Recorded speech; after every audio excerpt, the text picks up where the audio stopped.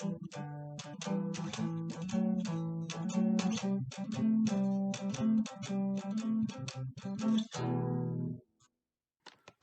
everybody and welcome to The Redneck Catholic. This is my first video. In this channel I'm going to be talking about religious, moral, and political issues from the perspective of the Catholic Church, and specifically from the perspective of someone who lives in the rural South and is a Catholic. Now, today we're going to be talking about a very good redneck Catholic topic that definitely brings in both of those terms, redneck and Catholic, definitely affects both these groups.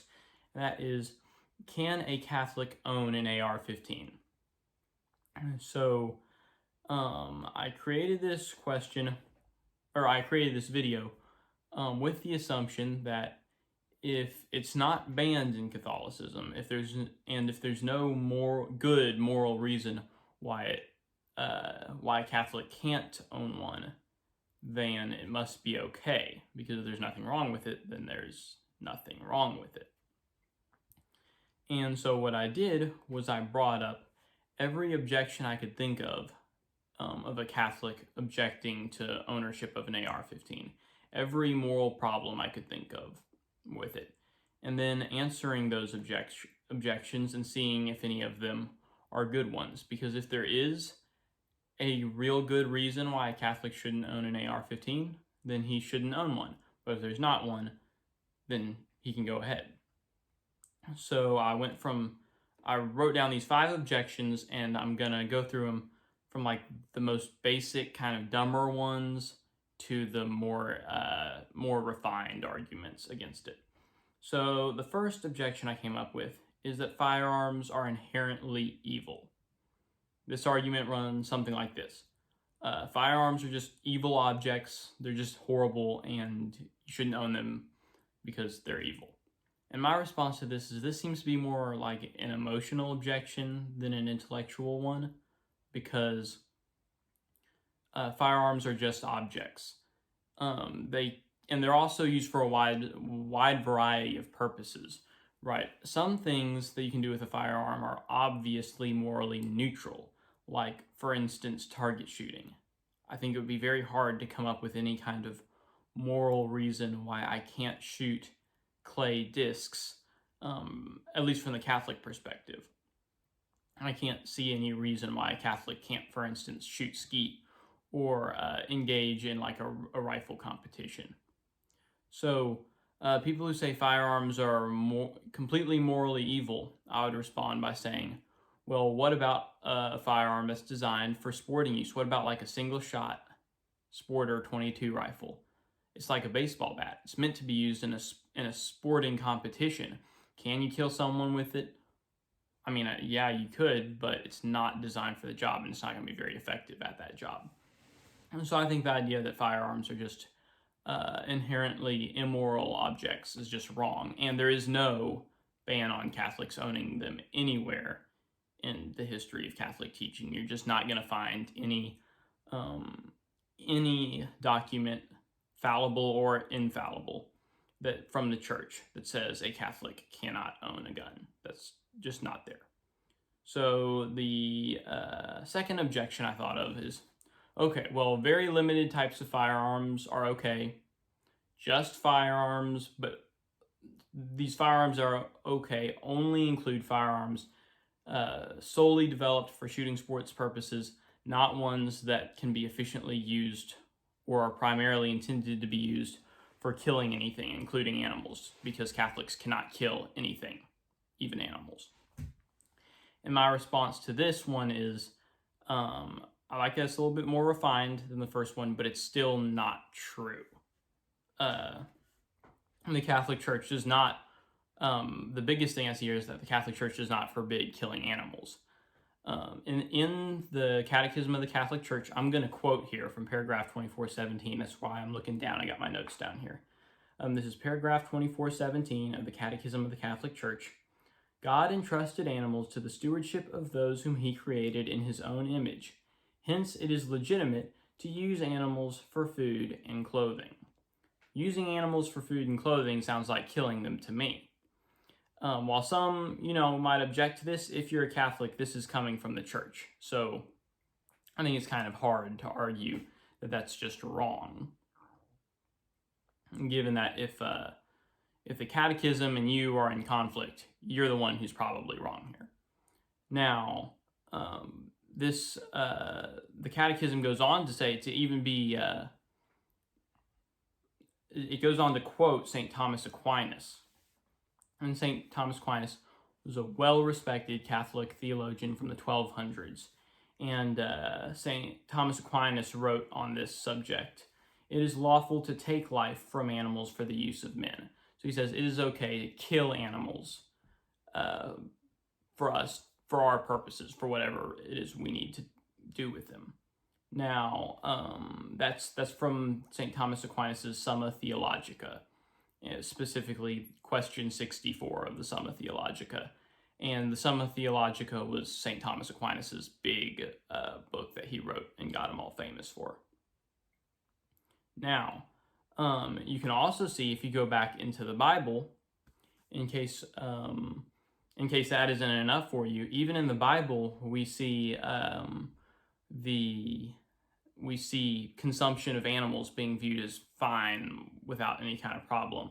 One example is chapter 21 of the Gospel of John. St. Peter goes fishing after the resurrection. Jesus doesn't condemn him for it. He actually tells him how to catch more fish when Peter is not having he isn't having very good luck. He tells St. Peter to throw his net onto the other side of the boat, and he catches more fish. And they weren't doing catch and release. Peter comes back and eats the fish with Jesus and the other disciples. So I think definitely in the Bible you see eating animals as being permitted. In fact, God actually recommends it. I'm going to be quoting a very specific verse here, Genesis chapter 9, verse 3. God tells Noah, "Every moving thing that lives shall be food for you, and as I gave you the green plants, I give you everything." So he said, as I gave you the green plants for food, I now give you everything for food, basically, is what he's saying. And when I was reading the quote, that was Genesis chapter 9, verse 3. I was quoting the Revised Standard Version, Second Catholic Edition of the Bible. But, I mean, it's pretty much the same in any translation you're going to use. So, in the Bible and in later church teaching, killing and eating animals is fine. Now, I wanted to be as intellectually honest in this as I could, so I thought of a counter argument. Because I could think of a counter argument to what I just said, I want to include it in here and then respond to that counter argument as well, because I want to be as intellectually honest and I want to cover everything somebody might say. And this counter argument goes like this. In paragraph 2418 of the Catechism, so this is the one right after the paragraph where it says you can kill animals for food and clothing. It says, "It is contrary to human dignity to allow animals to suffer and die needlessly." And that is paragraph 2418. So the point here that people are going to make is that, well, killing animals today is allowing them to die needlessly because of economic advancement, etc., we can more feasibly live off of vegetarian diet. So there's no reason to own guns for hunting anymore because you don't need to hunt anymore. Because to hunt is to kill animals needlessly. Well, I'm going to respond by saying several things. The first thing I'm going to say is that it's not needless for everyone. There are still people who live way out in the bush in like northern Canada or Alaska who still need to hunt. So those people can own guns for hunting. Second thing I'm going to say is that this paragraph, if you read it here, it says, "It is contrary to human dignity to allow animals to suffer and die needlessly." Not just die needlessly, suffer and die needlessly.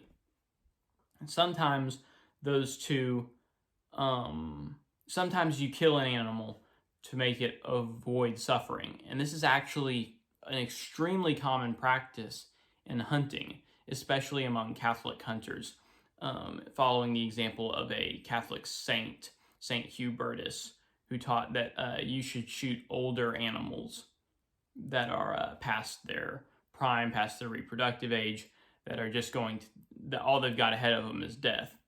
And so you shoot them, you benefit from shooting them by taking their meat, and you're also just killing old ones. And the reason I bring this up is that we're not supposed to allow animals to suffer needlessly, just as we aren't supposed to allow them to die needlessly.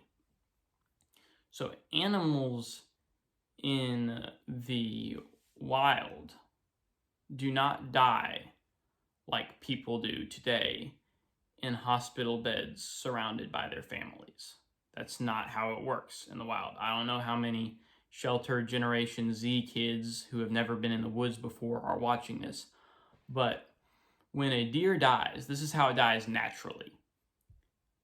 It gets old, its teeth fall out. Its teeth actually rot out. So once it doesn't get any more teeth, once their last teeth fall out, they starve to death.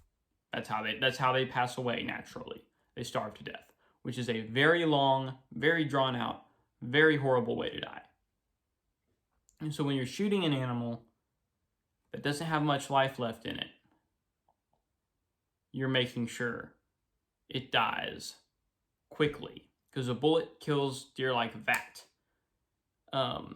If you're a good enough shot, even if you miss the vital organs by a little bit and it runs off into the woods, it's still going to be dead in a couple of minutes, which is much better than it would get if it were allowed to die naturally. And so that's the second reason that I say hunting's okay, because it follows the command of paragraph 2418.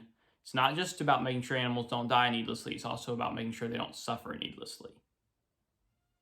Number 3 is, I would say, sometimes hunting animals is, even among people who aren't depending on it for survival, still needed today. I'm going to use an example. Invasive species.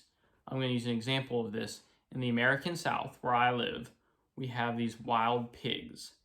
They have rapid breeding rates. They overrun the environment very quickly. They kill off many native species, and they breed so fast that native species can't keep up. So they kind of destroy the ecosystem, if you get what I'm saying.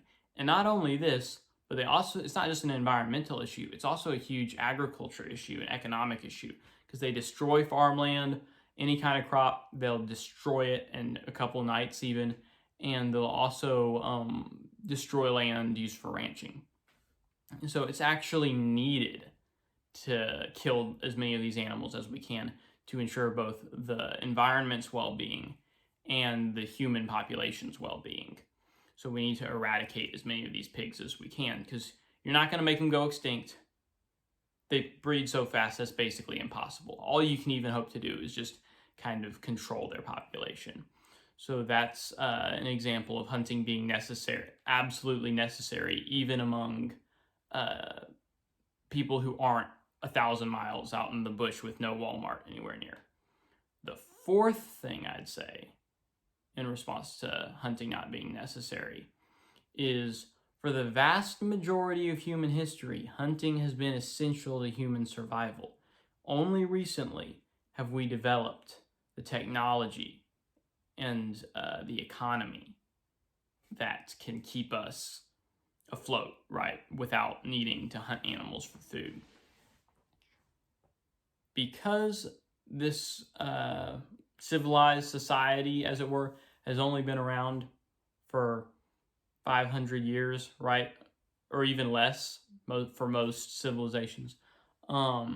Because this kind of society has only been around where we haven't had to eat meat for this very short amount of time, I would say that we don't know that this kind of civilization is going to continue indefinitely into the future.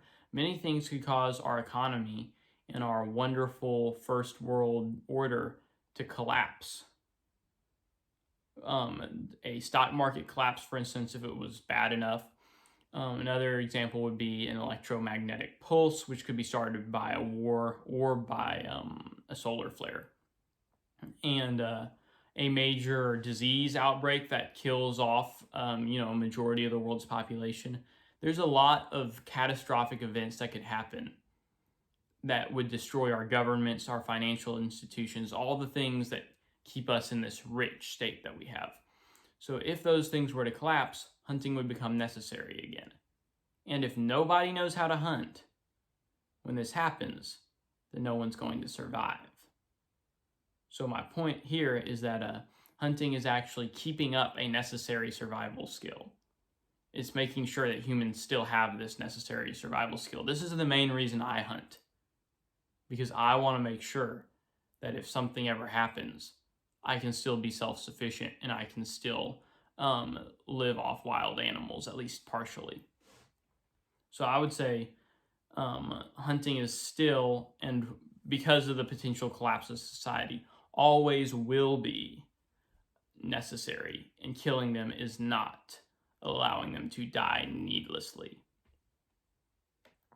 So I think a concession here is that because hunting and killing animals is morally acceptable in church teaching, there's no ban on it, and any possible perceived ban is not really all that true. It doesn't really apply because hunting is not needless.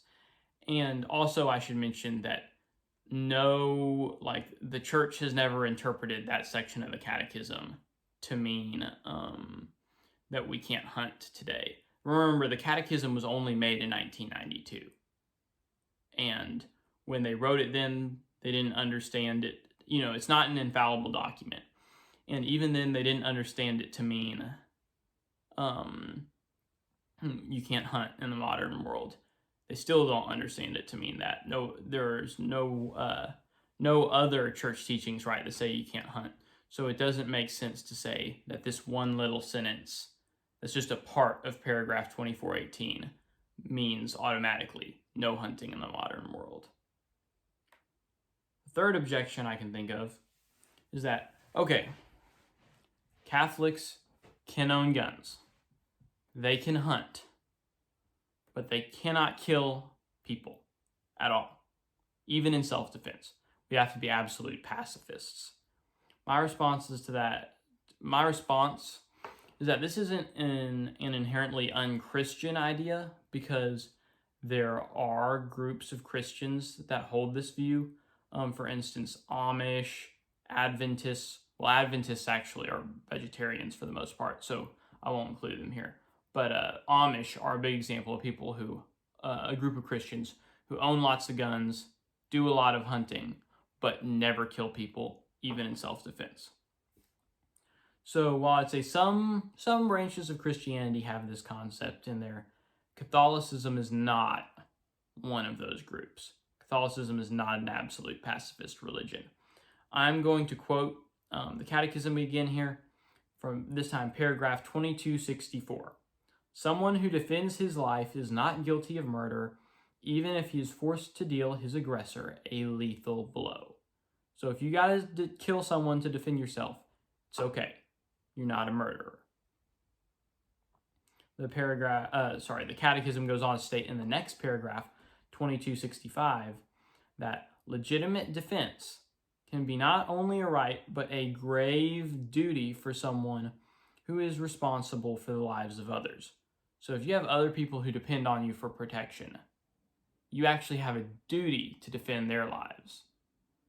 So this, in my understanding, would include anyone who's traditionally, or not even just traditionally, but anyone who is actually entrusted with the lives of someone else. Anyone whose role is to protect other people. So for instance, this would apply pretty much to every father who has to protect his children and his wife. So he's actually required to act violently to defend his family's life if they should be threatened by somebody. And for other people, it may not be a duty, but it is a right. You do have a right to defend yourself. So that's the Catechism. It's drawn on centuries of Catholic moral theology.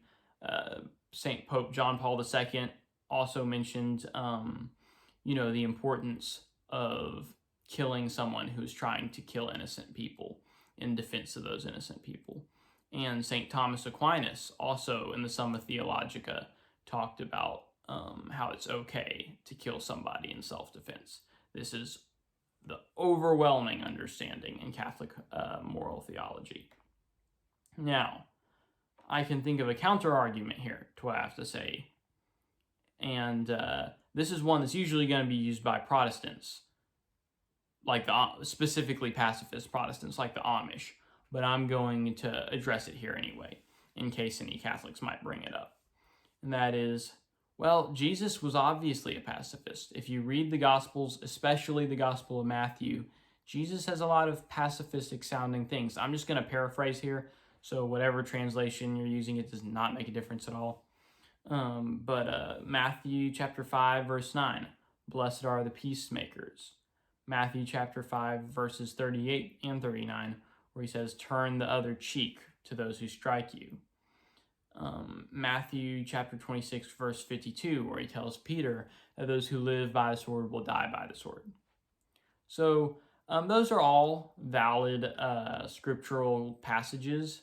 You know, the Catholic Church, remember, teaches that all scripture is infallible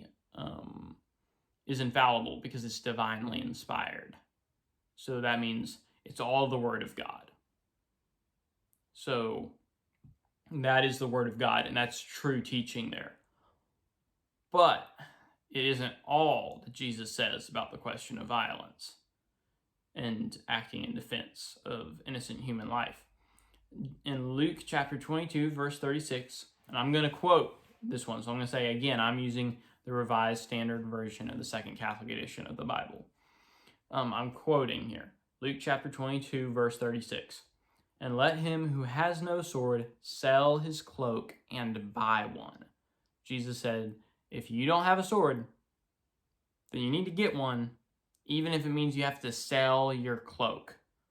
So in today's world, they're saying, you need to buy a weapon, even if it means you have to sell the jacket off your back to get one. So how do we reconcile passages like Luke chapter 22, verse 36 with Matthew 26, verse 52, right? There has to be some way to reconcile these passages. The Catholic Church reconciles them this way. Basically, when Jesus says, turn the other cheek to those who strike you, and blessed are the peacemakers, right? He says, yeah, if somebody punches you, don't punch them back. If somebody does something to you, don't do something bad to them back. If you sucker punch me, I don't get to sucker punch you. If you killed my dad 10 years ago, I don't get to kill you. That's not what this is about. But at the same time, even though we never strike out in hate and anger at somebody, we do act in defense of human life, especially innocent human life, right? If you try to attack an innocent person, including myself, then I'm going to try to kill you, not as a way of hating you or as a way of striking back at you or to attack you in any way, but to defend innocent human life. Whenever we kill anyone or do anything violent as Catholics, we need to be doing it out of love for innocent life and a desire to protect that innocent life. We never, ever lash out in hate or seeking revenge or try and get back at somebody or, putting out the, what goes around comes around. No, we don't do any of that.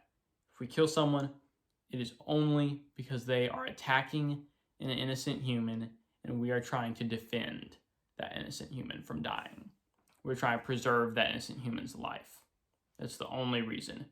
And that's what most self-defense is. That's what most self-defense situations are, at least in the modern world. Most of the time, if you're acting in self-defense, you're trying to protect your life or the life of your family or someone. So in Catholicism, that's okay. And you can prepare yourself for that if someone else's life depends on you. So like if you're a father, you actually have a duty to do that so that you can protect your children's life and your wife's life, and protect them from people who might hurt them.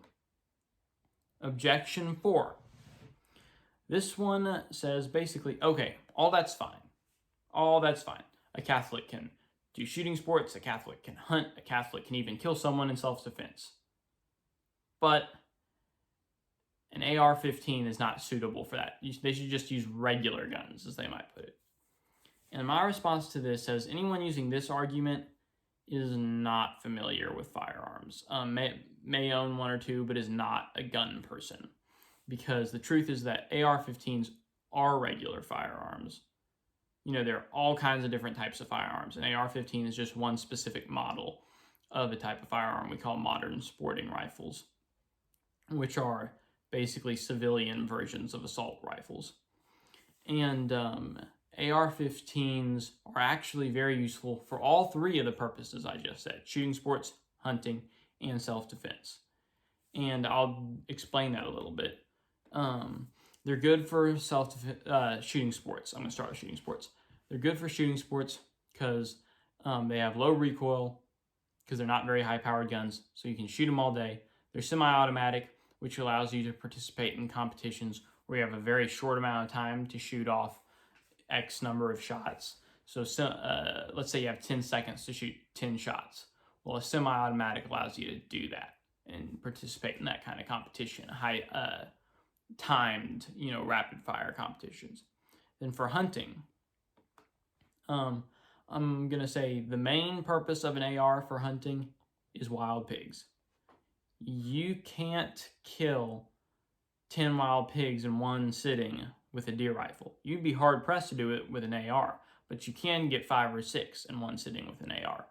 Wild pigs breed so rapidly and they're so destructive that you got to kill as many of them as you possibly can. So AR-15s are popular for hunting pigs for that reason, for trying to control their population. That's what the big thing with ARs are for hunting. Self-defense.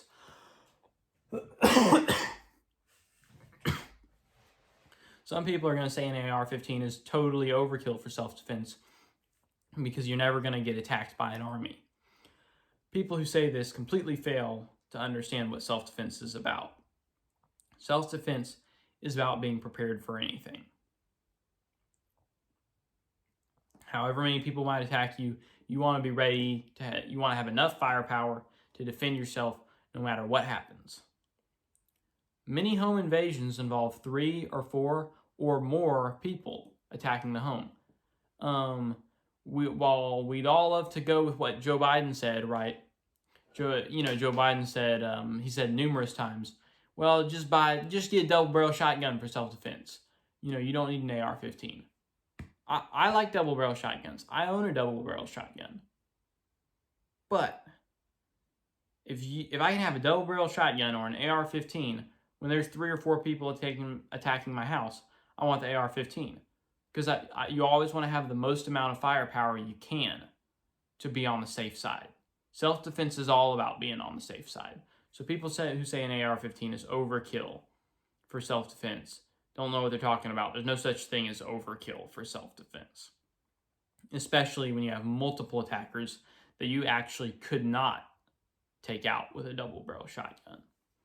Most likely. The 5th objection is, okay. AR-15s are fine and suitable for those purposes.